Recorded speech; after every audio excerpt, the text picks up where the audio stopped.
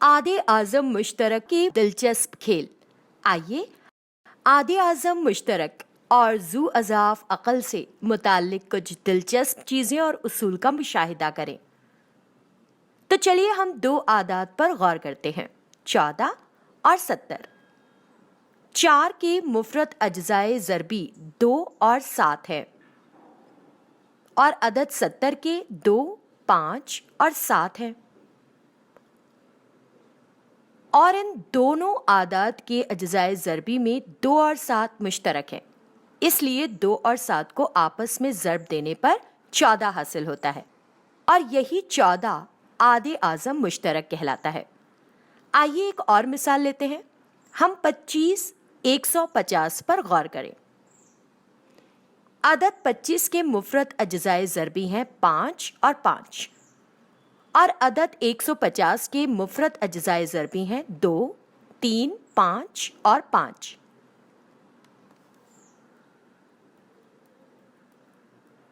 इन दोनों आदात के मुफ़रद अज्ज़ाए ज़रबी में 5 और 5 ही मुश्तरक हैं और जब हम 5 और 5 को आपस में ज़रब दें तो हासिल ज़रब 25 हासिल होगा, लिहाजा आधे आज़म मुश्तरक 25 होगा।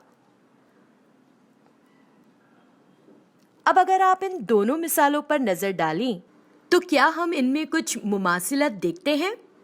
हाँ, मुमासिलत ये है कि 70 14 के पहाड़े में आता है, जैसे 14 ज़रब 5 मसावी है 70 के और अदद 150 25 के, जैसे 25 ज़रब 6 मसावी 150 के। इसका मतलब ये है कि इन दोनों आदाद में से एक अदद दूसरे अदद से काबिले तक़सीम है। तो यहाँ पर उसूल ये है कि अगर एक अदद दूसरे अदद को पूरा पूरा तक़सीम करता है तो मक़सूम अलैह यानी जो अदद तक़सीम कर रहा है वही आधे आज़म मुश्तरक कहलाता है। इसलिए पहले मिसाल में अदद 14 मक़सूम अलैह, लिहाजा 14 ही आधे आज़म मुश्तरक है। दूसरी मिसाल 25 आधे आज़म मुश्तरक होगा। चंद दूसरे आदाद लेकर आधे आज़म मुश्तरक मालूम करने की कोशिश करें, जैसे 10 और 20 में 10 आधे आज़म मुश्तरक होगा और 3 और 15 में 3 आधे आज़म मुश्तरक होगा। अब आइए इन्हीं मिसालों पर दोबारा गौर करते हैं कि ये ज़ू अज़ाफ़ अक़ल के लिए कैसे काम करते हैं। तो फिर आपके पास वही अज्ज़ाए ज़रबी और वही आदाद 14 और 70 हैं जिनका ज़ू अज़ाफ़ अक़ल 70 होता है। मैंने इनके मुश्तरक अज्ज़ाए ज़रबी को एक मर्तबा लिया है जो 2 और 7 है और 5 बचा हुआ जुज़े ज़रबी है, इसलिए आप उसे 5 से ज़रब देंगे तो हासिल ज़रब 70 होगा। अब दूसरे आदाद यानी 25 और 150 पर गौर करें। एक मर्तबा फिर से इसमें 5 2 मर्तबा मुश्तरक अज्ज़ाए ज़रबी है जो कि 2 ज़रब 3 है। अब इसका हासिल ज़रब 150 आएगा, लिहाजा इस मामले में अदद 70 और 150 जिनको आप दूसरे आदाद से तक़सीम कर रहे हैं तो वहाँ से हमारा ज़ू अज़ाफ़ अक़ल एलसीएम हासिल होता है। इसलिए यहाँ पर उसूल ये है कि अगर एक अदद दूसरे अदद से काबिल तक़सीम होता है तो मक़सूम यानी जिस अदद को आप तक़सीम कर रहे हैं वही ज़ू अज़ाफ़ अक़ल मुश्तरक होगा।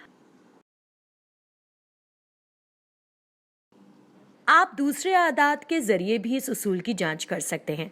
आप 5 और 15 या 12 और 24 को देखें। आप हमेशा मुशाहिदा करेंगे कि बड़े अदद को आप दूसरे अदद से तक़सीम करते हैं तो वो अदद इस छोटे अदद का ज़ू अज़ाफ़ अक़ल मुश्तरक होता है। जब आप ज़ू अज़ाफ़ अक़ल और आधे आज़म मुश्तरक को समझने में कोई दिक्कत महसूस करें तो जहाँ एक अदद किसी दूसरे अदद से काबिल तक़सीम है तब आपको मुफ़रद अज्ज़ाए ज़रबी मालूम करने की ज़रूरत नहीं होगी। आप रास्त इस उसूल का इस्तेमाल करके ज़ू अज़ाफ़ अक़ल मुश्तरक मालूम कर सकते हैं।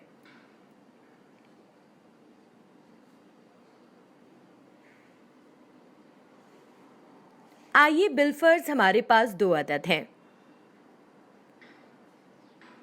पहला सुतून पहला अदद दिखा रहा है, दूसरा सुतून दूसरा अदद दिखा रहा है। यहाँ दो और सुतून हैं, एक ज़ू अज़ाफ अक़ल के लिए, दूसरा आदे आज़म मुश्तरक के लिए। मैंने पहले से ही ज़ू अज़ाफ अक़ल और आदे आज़म मुश्तरक को मालूम कर लिया है और वो इन सुतूनों पर लिखे हुए हैं। तो हम देखते हैं कि अदद 8 और अदद 20 का ज़ू अज़ाफ अक़ल 40 होता है और इनका आदे आज़म मुश्तरक 4 होगा। दूसरी मिसाल में आप देखेंगे कि 9 ज़रब 3 27 होता है। इसका मतलब ये है कि अभी हमने जो तरीक़ा सीखा था इसके मुताबिक 27 ज़ू अज़ाफ अक़ल और 9 आदे आज़म मुश्तरक होना चाहिए। 15 और 20 का ज़ू अज़ाफ मुश्तरक 60 और आदे आज़म मुश्तरक 5 होता है।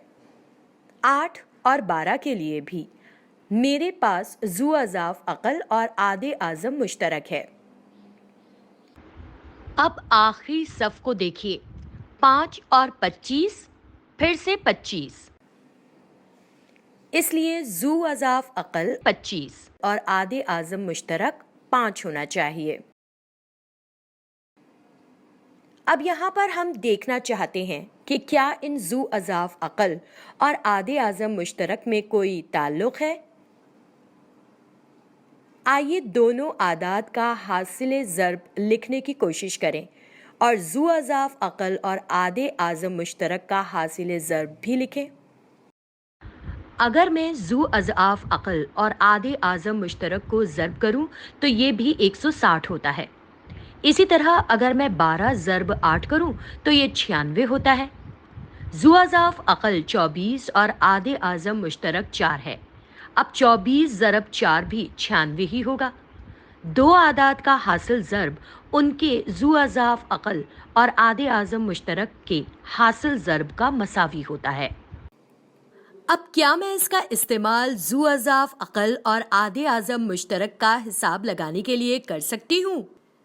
क्या ये मेरे लिए मुफीद होगा?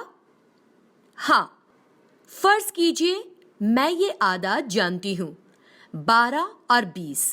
मुझे 12 और 20 का ज़ू अज़ाफ अक़ल और आदे आज़म मुश्तरक मालूम करना होगा। मुझे ज़ू अज़ाफ अक़ल मालूम करने की ज़रूरत नहीं है क्योंकि अब मुझे मालूम है कि 12 और 20 का हासिल ज़र्ब 240 है और मैं पहले ज़ू अज़ाफ अक़ल मालूम करूँगी। मैं यहाँ क्या कर सकती हूँ? मैं सीधे 240 को आदे आज़म मुश्तरक जो कि 4 है इससे तकसीम करूँगी और मेरा जवाब होगा 60, जो कि 12 और 20 का ज़ू अज़ाफ अक़ल है। तो इस तरह से मैं इस उसूल का इस्तेमाल कर सकती हूँ।